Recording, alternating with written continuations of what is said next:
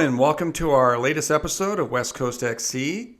In this episode, we plan to, the help of Keenan Gray of DyeStat, we plan to recap the Husky Classic that happened up at the University of Washington this weekend. An incredible meet with so many outstanding performances. So we'll get into that in a few minutes. If you're watching this on YouTube, if you wouldn't mind pressing that button and subscribing, that really helps. If you're listening or want to, if you're on YouTube and like, hey, I want to listen to this on a podcast, we have this on Apple Podcasts and also Spotify, and there you follow.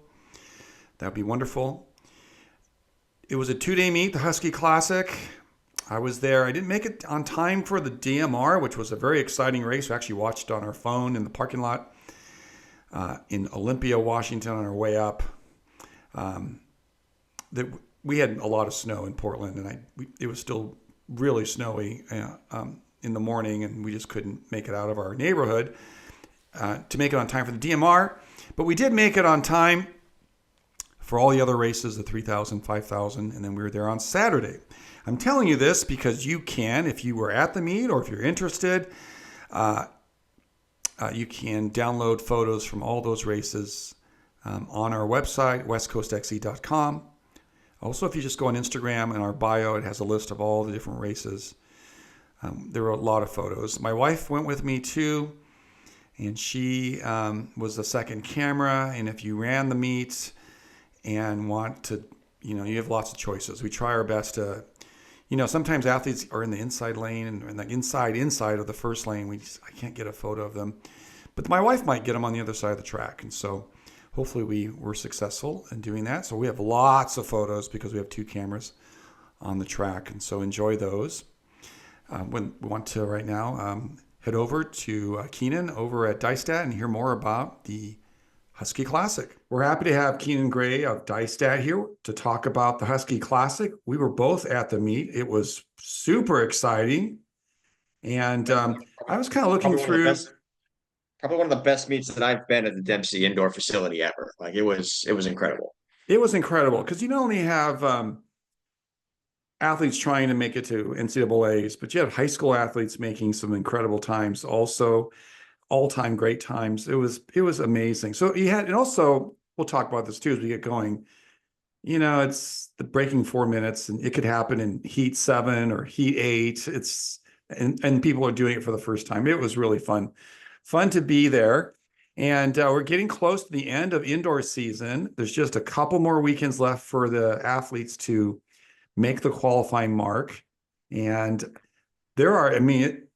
people are so fast now. Like I was watching those races going, wow, those are great times. And you look it up and they're like either 12th or 15th. And they got to figure out how to get in the top 12 in the next 2 weeks. Yeah. Yeah, no, it's insane because I was kind of doing a comparing and contrasting, obviously before this week and what happened over at BU's track with all those women running so insanely fast mile times. I looked at what 2015 had in the top 16 for women's miles versus what 2025 had, of course. And I want to say like the 6th best time belonged to Nikki Hiltz, which of course is an Olympic finalist in the 1500. Right.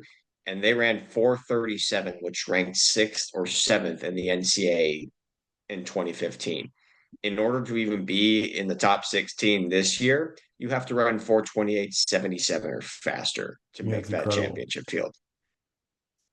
And so when I was looking at the preview of the meet, I kind of felt like the highlight of the meet could be the women's DMR, and it was a highlight for sure, but I didn't realize there were more things coming afterwards. It was incredible. No, there totally was. And going into that race, I had an idea, when you look at the field, it was BYU, Stanford, Northern Arizona, Washington, Utah, and then you throw New Mexico in the mix. And unfortunately, Portland was a late scratch, so it would have been nice to kind of see what they were able to do. But I kid you not, Ken, I was not, expecting 5 teams under the collegiate record. Now I know it's because it's an oversized track, they're calling it all conditions best is the right term for it. But you talk about seeing 5 of the fastest DMRs of all time in collegiate history in one setting. You don't get those opportunities very often to see that, let alone an NCAA indoor championship. In New Mexico, that was 6, also broke the meet record too. So it was like, that was impressive too. Hmm. And then Yeah, on no, the, I mean it helps when you got Pamela Koske as well yeah, as your anchor, and a runner-up, I believe, at the NCAA cross country championships. So I'm kind of excited to see what New Mexico does in the future. But I mean, what Coach Taylor's got going on at BYU, what Coach Clark's got going on at Stanford, Coach Smith in his final year at Stanford or at NAU, Coach Powell at Washington, and then Coach Kepler at Utah. I mean, it was just a lights out performance. And you can see it from every single person that ran in that race. You can see, like, despite they got like third, fourth, or second, fifth, they were so happy because they realized, guys, we're going to NCAA's. Of course, fingers crossed, and nothing right. drastically changes this coming weekend with a couple more DMR races. But I mean, you can just see, despite winning or losing, like how happy those women were. Now on the men's side, Washington set a meet record, Washington men set a meet record and a Dempsey indoor record and are currently #1 in the DMR. California's #2, Stanford's #3. There's still more weekends to go. And let alone they set a world best. They ran faster than the Brooks Bees team that did it outdoor at Oregon Relays last year. They ran faster than that group did for an all-time best. It was incredible. Yeah, I mean that lineup of um, Ronan McMahon Staggs, Bodie, I'm blanking on his last name right now, Kyle Reinheimer, and then Nathan Green on the anchor. Nathan, I believe, talking with Andy Powell, I think he anchored like 350 for the 1600, which is kind of like a walk in the park for Nathan Green if we're talking about that. But I mean, that was just the most complete lineup that they could have had. And the crazy thing is, there were so many other guys they could have chose from. There was Justin O'Toole they could have thrown Right. into the mix. Heck, they could have thrown in potentially, like Nathan Neal or some other guys. I think they had the coolest thing I found about after that race, just talking with Nathan Green, is he said that it wasn't just us four that got this record; it was us nine because they had another team out there helping with pacing duties, and then they had a guy in Reese Hammond, I believe, who was I think he just did the 1200 leg. So in total, there were 9 Huskies out on the track that in some way or fashion helped the A team run a world best.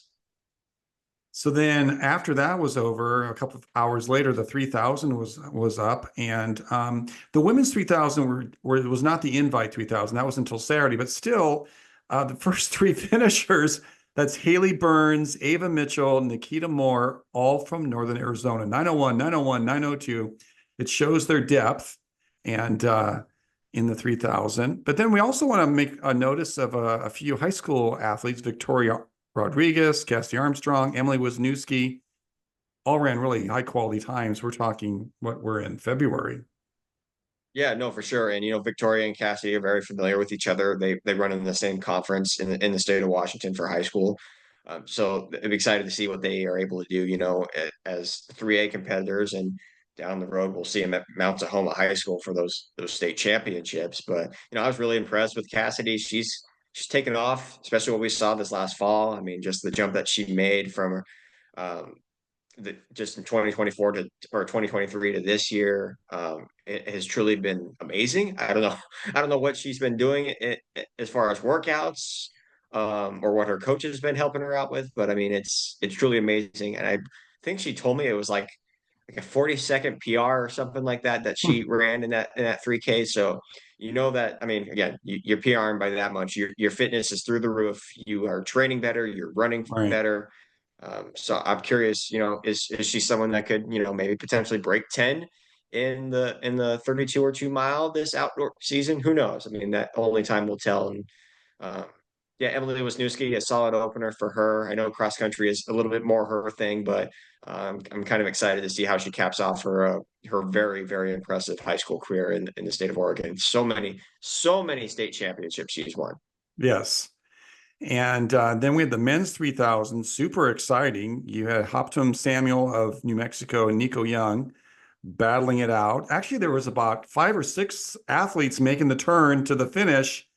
They had a shot of winning it. You had, Colin Solomon was in the mix. You had also Matt Strangio, Ishmael Kip Curry. I mean, there were so many. It could have been anybody's race. No, That it was a really could pretty have been. exciting And invitational. it was a great race, but at the end of the day, they were, and I was talking with some of the athletes afterwards, they were not necessarily particularly happy about what the outcome was, because the first mile they went out 4:07, which was not the prescribed pace that they were hoping to get. It was 4:04, so they fell 3 seconds off. So about a kilometer to go is when they really started to pick things up. And that's why we saw 6, 7 guys when they made that turn into the home straightaway. It was almost 5, 6 across, and that's why it was such a close finish, because it was more of a tactically sound race rather than we're going to go for it and see who's the strongest and can hang on. But at the end of the day, it's easier when Tim Samuel has two shoes on and he can get the win. Yeah. I'm like, when he had one shoe at the NCAA cross country championships. And I asked him about that afterwards, and he's like, "Foot's all good, everything's fine, the stitches are out." I'm like, "Good, so you can win races when you have both your shoes on." But I was really impressed with Nico Young, though. First time racing since August in that Olympic Right. 10,000 final. Like, he told me that was probably the longest time he's ever gone without racing, which is about, I'd say, August was 6 months ago. So I mean, that's a long, long time ago for him to kind of just sit out for a while and just kind of plan ahead what 2025 looked like. But and then of course and we'll talk about the mile here, but really, really good double that he had in the mile a day later. Matt Strangio has the 11th fastest time in the 3000. So it kind of tells you that the time wasn't quite fast enough for all those guys. They want to get their mark in. If they're in 5th place, they can kind of relax and do other events or just kind of get ready for NCAA. So it kind of puts a little pressure on a lot of those athletes to And do another one.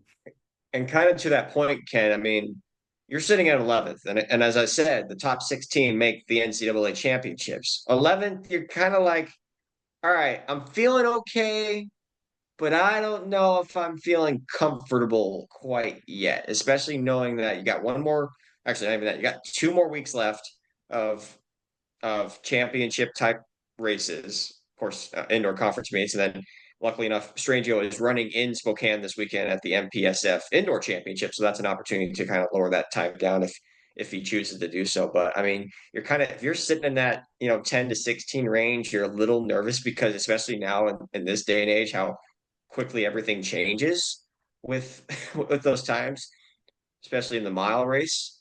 On the women's side, we saw it a lot this last weekend. But if he's able to, get down to the 38, 37 this weekend, if he chooses to go all out for it, that will help him out tremendously down the road.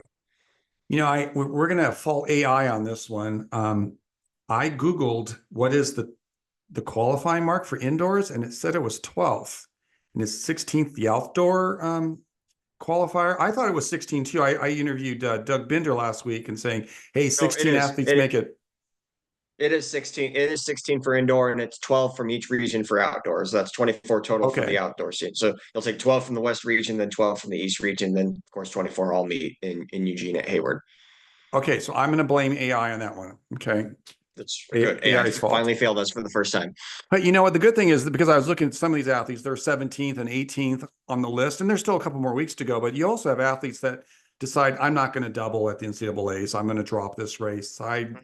I like this event, but I like this other event more, whatever reason. So that also kind of helps a little bit with some of the seeding in these races too. Yeah, I mean, it's not like a lot of these athletes are Parker Valley and Grand Blanks, where they can double back and back to back days, because really that's the NCAA championships. It's a Friday Saturday type of deal. So I mean that's a very, very quick turnaround, and some of those athletes may not be able to handle racing an intense champion, because those championship races are emotional. Like that's a lot draining. Now, I'm not saying I've ever been a part of that, but I can only imagine just how much toll that takes on the body and the mind. Yeah, and I watched that too the next day. Some of the athletes in the mile struggled a little bit after running that 3000, even though it was not particularly the fastest 3000, but the last maybe 2 laps were pretty darn fast, and it took a lot out of them. All right, so now we're going to talk about some other athletes in the 3000, high school athletes. And we had the Crater kids, Tavon Kitchen and Josiah Tossinson. They were in a heat. They almost won their heat. First of all, I mean, they're like they're on the backstretch and like they could win a heat against all these college athletes that's in a later heat. We're talking heat 7 or 8. It's pretty far in there. That was pretty Yeah. incredible. And Well, they both break 8 minutes, which is amazing. yeah. Well, you want to talk about a full circle moment, kind of like we saw with Josh Hoey and Cooper Lichtenhouse. Tavon Kitchen ran as faster than Nico Young ever did in high school, and quote unquote set the high school national record. Again, oversized track, so you have to be careful how you kind of word those things. But but 7:55:48, and then you got Josiah Tossison running 7:57:42, which in high school history there have only been two schools that have produced sub 8 minute 3,000 meter performers. One of those was Newberry Park with Lex and his older brother Nico, and now Crater with both Taven and Josiah. Pretty good company. But then we also need to add that Lex and Nico did it at separate years. And Yes. these two guys did it in the same race, the same time too. And it makes Yeah, you and kind of they're- like do the what if, Keenan, like, gosh, if Josiah hadn't gotten sick at the end of cross country season, at NXN, if you have two individuals that can score single digits in a team scoring in NXN, that sure helps your chances. Well, is if Josiah's healthy, does Crater make it to NXN? Because that's the big key right there. Is if Josiah Tossison does not finish 146th at NXN, Crater is potentially a trophy team at NXN. Right. I mean, because the way that scores, it's like, let's say they go 5-8, and then the next kid runs 72. That's still pretty good. I mean, that, Yeah.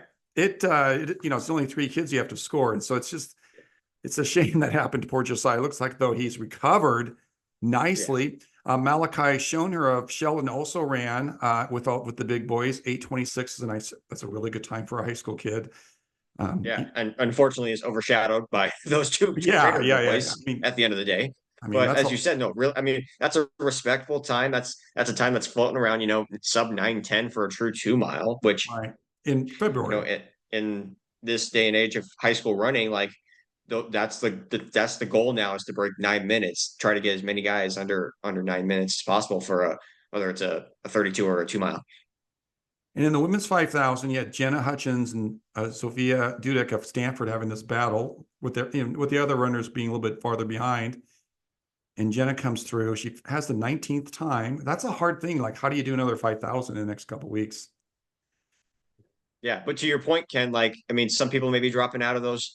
True. They might not be doubling. So I think, talking with Coach Taylor, I think she's pretty confident that, Jenna could be finding herself in Virginia Beach here in a couple weeks. So, I mean, it was a good time. It'll be hard to, kind of replicate that in Lubbock when they go to the Big 12 championship, since they're kind of at elevation, even though it's not as much as they would have in Provo, but Lubbock is up there where you do feel it enough.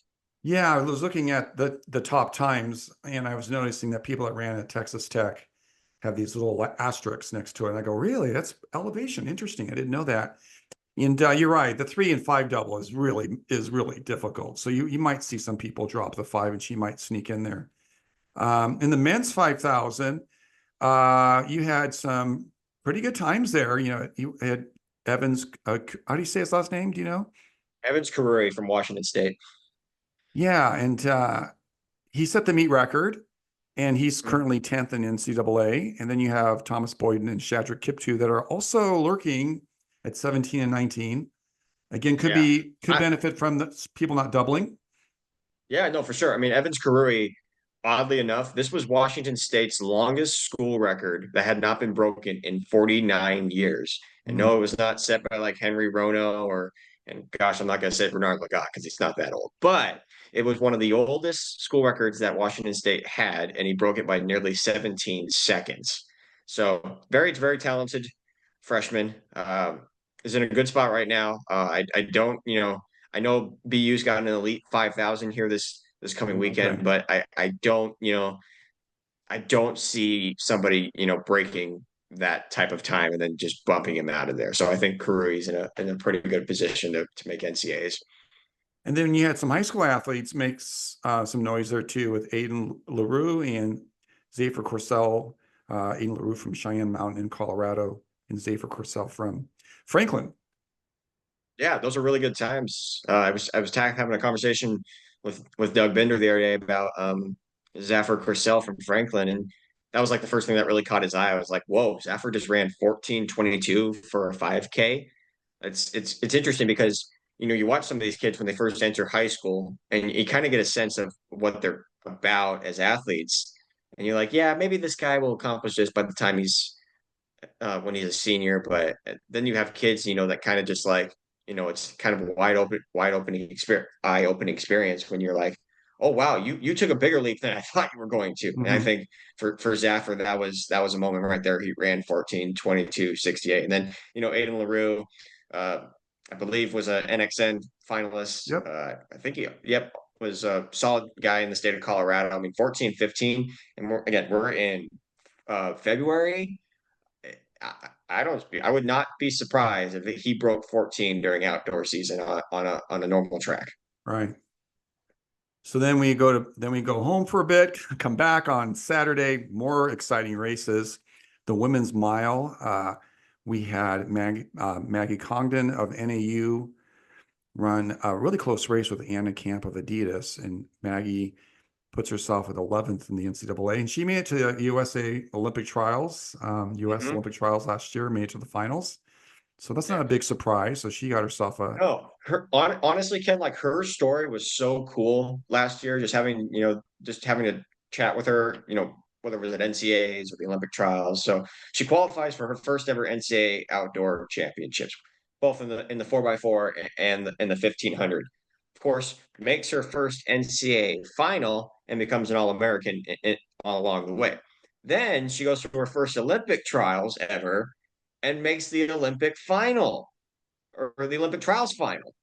So really, it was kind of like just a magical last couple of weeks for Maggie Congdon, and it's the Mike Smith effect, if you will, like how good of a coach Mike Smith is. But going back to this women's mile, I mean, it was a hard act to follow after what those ladies probably saw in Boston just a couple hours beforehand right. with four of the top 10 all-time performances were ran in that BU Valentine Invitational, of course, highlighted by Shalana Yildiz from Oregon, who ran the collegiate record in 4:23. So just talking with Maggie and her teammate Alex Carlson afterwards, I was like, so you guys see that race at BU? And they're like, yep. And I'm like, did that change your mind or anything or change your mentality going to the race?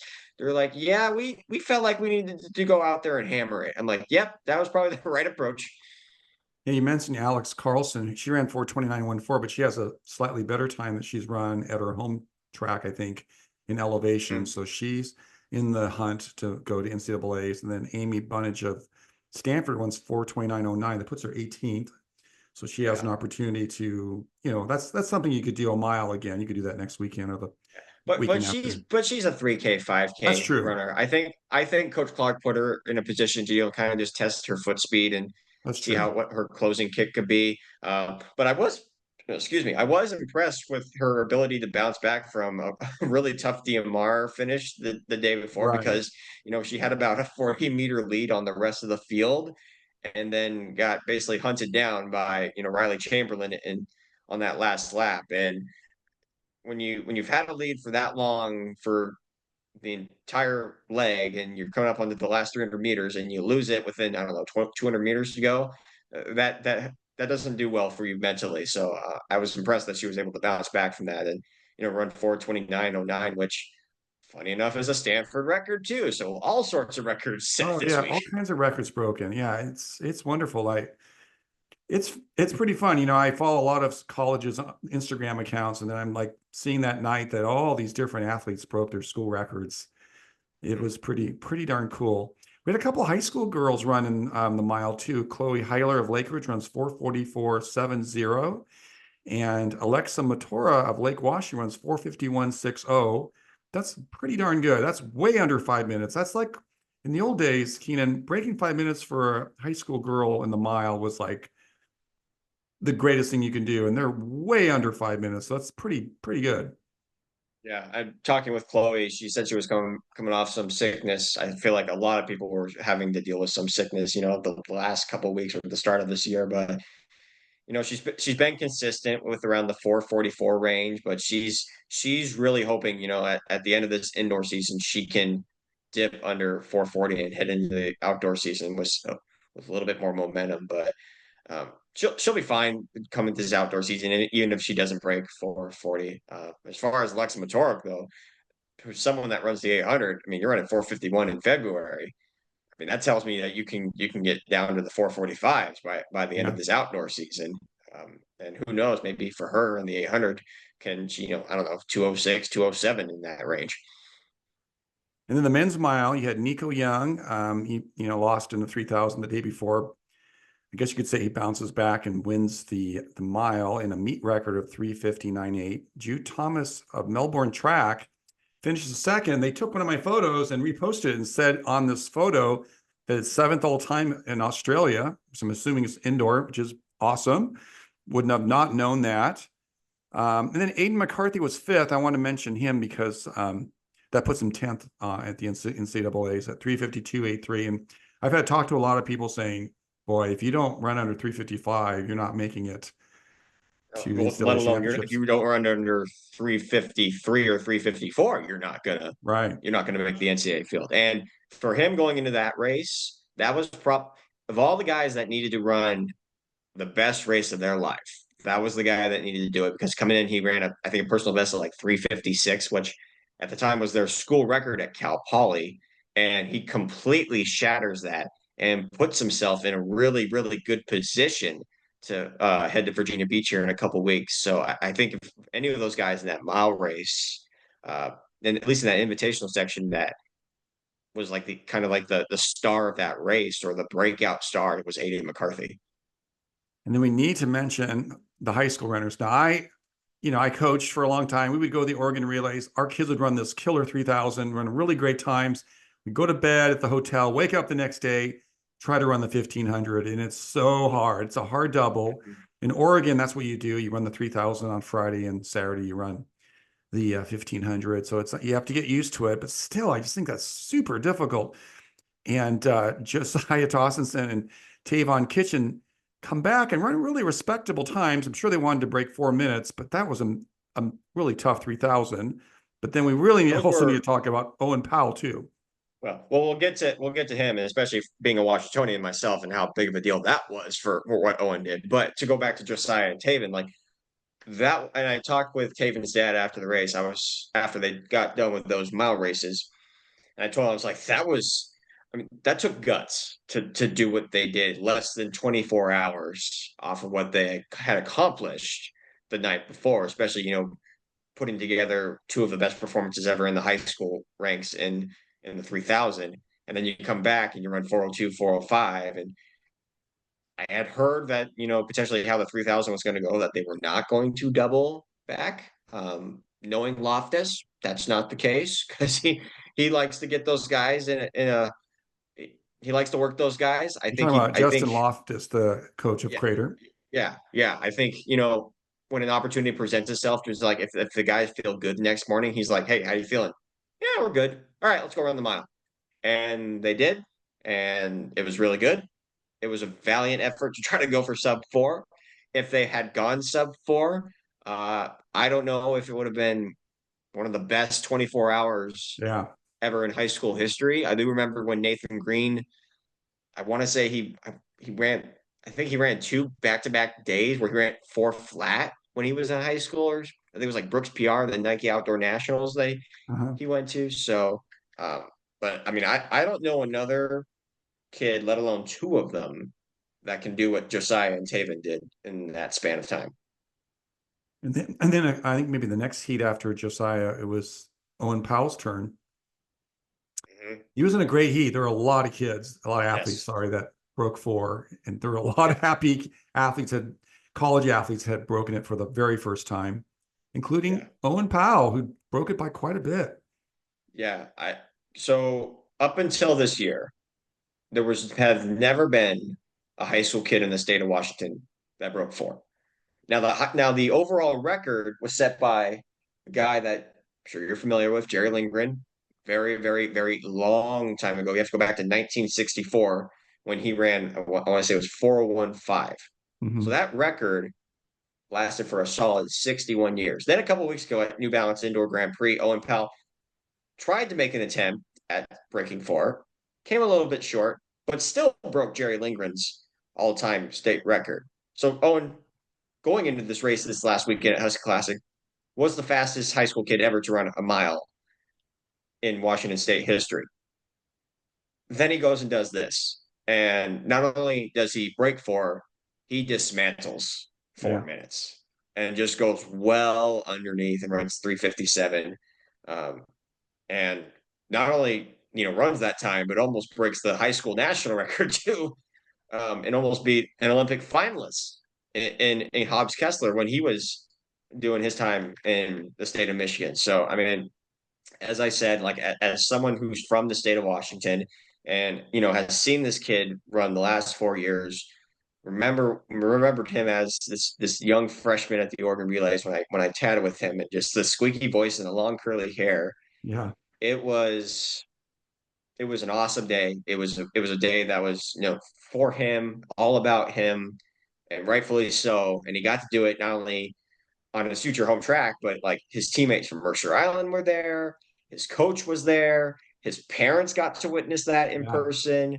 So that's a day he's going to remember for a lifetime. Not only just because he broke 4, but he got to do it in front of all those people. Absolutely. Yeah. And, his parents were there. I mean, they're hosting a meet and coaching their Washington athletes and wondering if their son will break 4 minutes. And there's not very many athletes that have done that in the history of high school track. And so he's one of the. No, I think when I counted it up, there's been 7 guys in indoor and 25 or 24 total between indoor and outdoor. Of course, Jim Ryan still up to the top of the list. Yeah, it's amazing.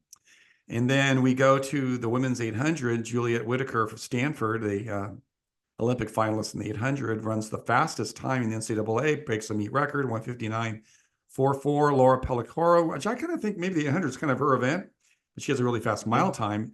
She ends up second at 2:92 and runs the 6th fastest time in NCAA. So Laura's got some either decisions to make or do both or do the both. But Juliet Whitaker had a really great race.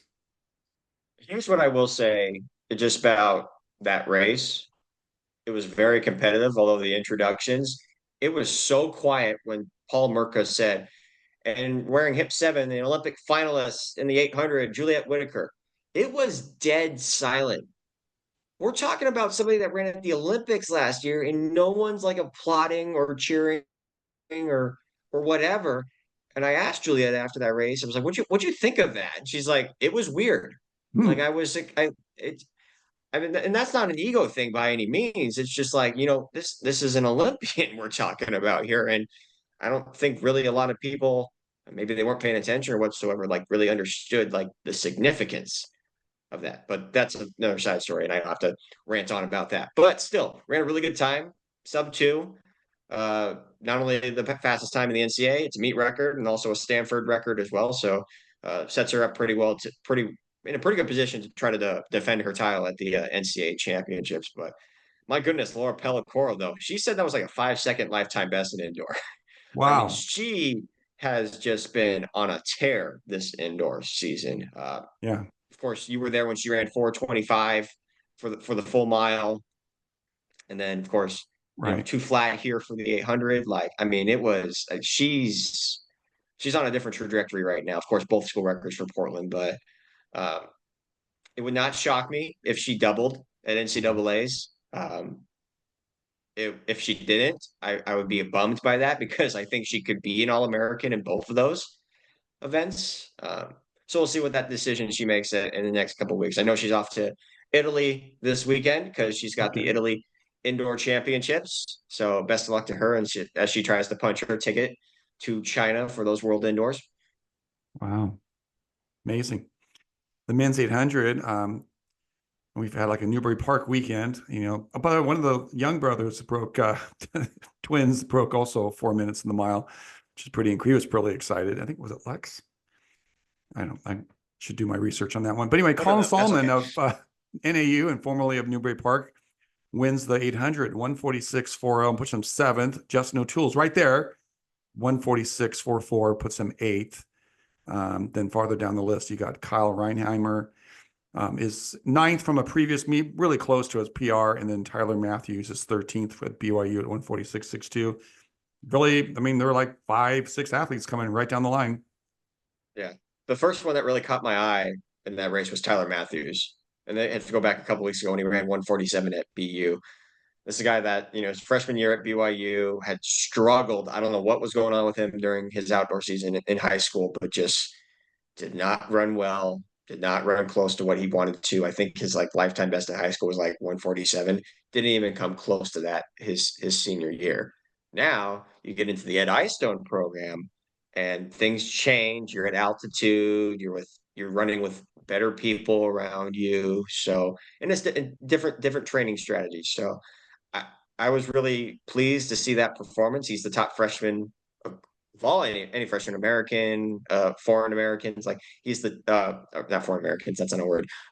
Hmm. Foreign freshman. He's the top overall freshman in the NCAA this year. So hopefully, again, as I said, you're in that tough spot when you're 10th and 16th in the country, and he's currently sitting 13th right now. So depending on what happens here this next week. I expect him. I would not shock me if he won the Big 12 meet. To be honest, I think he might be the Big 12 favorite to win the 800. Wow. That's fantastic. And then we finished the meet with the women's 3,000 invite from um, the previous day. The rest of the women ran the 3,000. And this one also had like huge implications for NCAA as Lexi Holiday Lowry of BYU runs 840.60 and just beats her teammate Riley Chamberlain at 1:840.89. That puts them 1 and 2. And then Elise Stearns of NAU 841 is third. Sophia Kennedy is fifth. Amina Matog of Washington is 11th. So they all put themselves in contention for the NCAA's in the 3,000. Yeah, for both Halliday, Lowry, and Chamberlain, just a couple weeks ago they had some of the best races of their career. And I think all of this adrenaline is coming off what they did in the cross season when they won an NCAA championship as a group in Madison. So Um, but I think I also, the credit goes to Coach Dilgy Taylor for what she does there. I mean, she's, essentially having to coach two groups at the same time. She's got a professional group, and then she's also got her collegiate athletes as well. So, I mean, if anybody really like, takes on that role where, I mean, maybe it's the same. I have no idea, but I feel like, coaching pros is probably completely different than coaching the collegiate athletes. They might be doing the same workout, but it might be at different paces. But also, I mean, these are as pros, that's your full-time job. As Right. collegiate athletes, you have to, maintain your academics. You have to, maintain running, maintain your health too, like your mental health, just so you can balance all of that in your life. So, And um, BYU is one of the really great universities too academically. So you have to kind of get your stuff done there. So exactly. Yeah. So for both those ladies to do what they've been doing this indoor season, Lexi Halliday has broke 15 in the 5K. Riley Chamberlain's sitting in a pretty good position in the miles. She ran 426. And then of course they go and do this in the 840, let alone just after what they did in the DMR the day before. Now right. Lexi did not run in the DMR, but Riley did, and Yeah. Riley had to work a lot the last, let's say, 600 meters or so in that 1600 to give BYU the win in a collegiate best in the DMR. So really impressed with how she was able to kind of key off her teammate and then respond back with a really really good performance, which both those times are way up there on the all conditions list too for all time performances. And then Elise Stearns. It's nice to see that she's getting back into form. She struggled in the fall too, and there's a lot of expectations for that Northern Arizona team that they had aspirations of winning a national championship. Well, because when one of your best runners has kind of been hit or miss all throughout the fall with injuries, and it kind of just that takes a lot away from what you're trying to accomplish. So for her to do that, she said she's not necessarily. I think she said she's not 100% healthy, but I mean, if she's not 100% healthy, then what is 841 can Yeah. what can that look like at fully 100%? I mean, she broke her school record. Well, not her own school record, but her teammates. Oddly enough, Alex Carlson's record by 12 seconds. Yeah. So those mountain schools, man, I tell you, like they are tough as nails, and it helps when you have to train at altitude. But yeah, no, Sophia Kennedy was good. Of course, dad was pretty good at this thing too Yes. back in his day. Yes. And then Amina Matub, who again another person who kind of dealt with some injuries during the fall season, was really good at Duke, and I figured was part of the reason why they were so high on Washington this last fall is just because what she was able to accomplish at Duke. Then, of course, you had Sophie O'Sullivan, who was an Olympian for Ireland as well. But I mean, going back to Matug, I mean, she just struggled with injuries, but now running 8:46 in that top 16 school record, things are looking pretty good for her. So I'm excited to see what she can do. But I'm excited to see what everybody can do here in the Right. next 2 weeks or so. I mean, again, we got some of these conference championships, last chance meets this weekend. You got a whole bunch of conference championship meets the following weekend. So, it's just all priming us up and ready to go for NCAAs here on March 14th and 15th from Virginia Beach. So, I mean, I wish I was going to NCAAs because there's going to be something incredible that happens regardless. And I know probably they won't maybe necessarily run the times that they're running right now, but it'll be championship style racing. You'll have the best of the best there racing against each other. So regardless, I think history in itself will be made. I want to thank Keenan Gray of DyeStat for joining us and giving us all the great tidbits about the Husky Classic. He was awesome because he was there and he interviewed the athletes and the coaches that were involved in the meet. So that was fantastic. He also wrote a recap of the meet on DyeStat.com. Head over there to read more insight from all the different races and also from the sprinting events and some of the field events too. And so check that out. Again, please subscribe on YouTube or follow on Apple Podcast or on Spotify of our episodes. Appreciate that. This upcoming weekend in the Pacific Northwest, is a meet in Spokane. It's there's like the Mountain Pacific Championships for universities, schools at the podium, and also there's aptly named the West Coast High School Meet up in Spokane. Unfortunately, I'm not able to go to it. I wish I could. We'll have to look forward to reading some of the recaps from on DyeStat. I would encourage you to do that. It's I'll also be able to watch it. You'll be able to watch it on Runner Space Plus if you're interested.